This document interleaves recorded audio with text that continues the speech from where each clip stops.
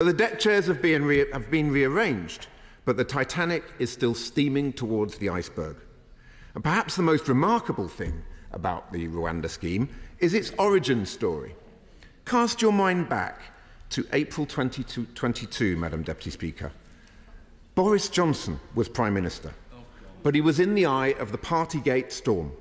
So he cooked up a cunning plan to rescue his premiership, which I believe became known as Operation Save Big Dog. And lo, the Rwanda scheme was born. Now, like every other scheme that Mr. Johnson's ever been associated with, it was extortionately expensive and doomed to fail. Yet here we are, 18 months, 2 Prime Ministers, 2 Home Secretaries and 3 Immigration Ministers later, and the benches opposite are still shackled to a policy that was only ever to be designed to be a diversion from a scandal. Now, true to form, the Rwanda scheme is still being deployed as a skin-saving operation, the only difference being that it's the current Prime Minister who is desperately trying to cling to power by burnishing his Faragist credentials to keep the circling vultures at bay. It really is déjà vu all over again. I turn now to the substance of this new Please, Please, Please Make Rwanda Safe bill, which is without doubt the most absurd piece of legislation I've ever seen, because it does nothing at all to make Rwanda safe. It just asserts that Rwanda is safe and that our courts are not allowed to say otherwise. It argues that black is white and white is black, that the grass is blue and the sky is green. Madam Deputy Speaker, in the spirit of this legislation, I'm thinking I might try to introduce a bill which deems that Wales actually won the Rugby World Cup recently. Further still, the Rwandan government is calling the shots. Having extracted 300 million, or today we think we heard 400 million, from the British government, Mr. Kagame is now instructing the Prime Minister not to do anything that might break international law. It really is quite extraordinary. How ironic that some on the benches opposite rail against our international legal obligations, and yet they seem quite content to allow Kigali to dictate the terms of our asylum policies. So much for taking back control. And the upshot of this fiasco is that the Prime Minister has gone for a fudge. The Supreme Court judgment was his opportunity to stop flogging the dead horse that the Rwanda scheme has clearly become, but he has chosen not to take it.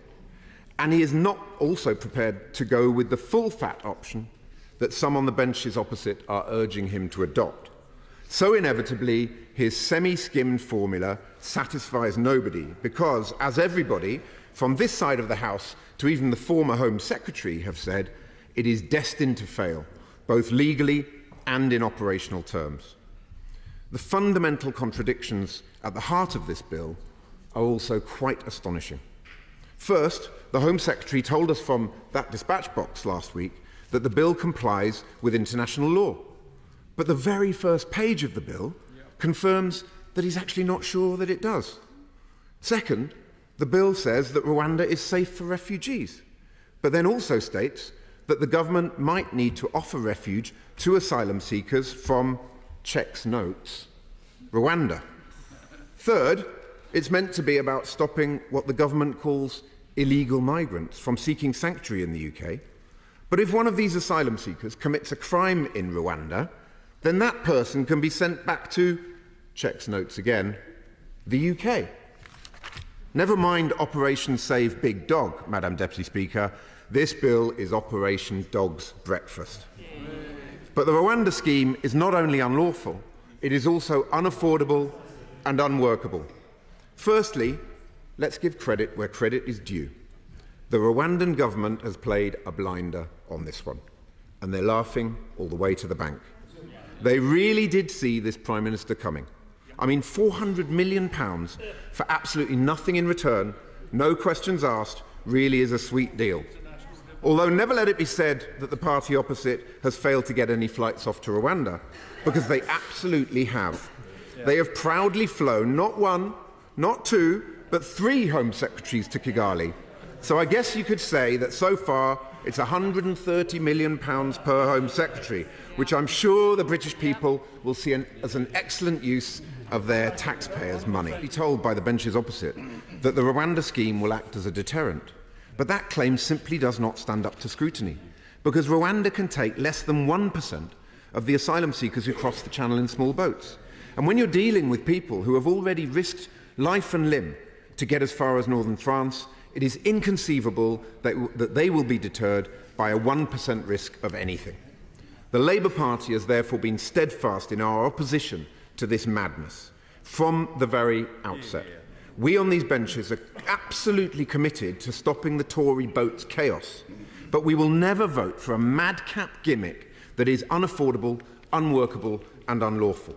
We have constantly said that the government needs to redirect the money that's being squandered on this nonsense into a cross-border police unit, a new returns unit and a security partnership with Europol that can stop the Tory boat's chaos at source. And we have consistently called for the government to speed up decision-making and remove the 30% of asylum seekers who fail to get leave to remain, swiftly and safely. A small upfront investment in Labour's plan would save the taxpayer an enormous £2 billion.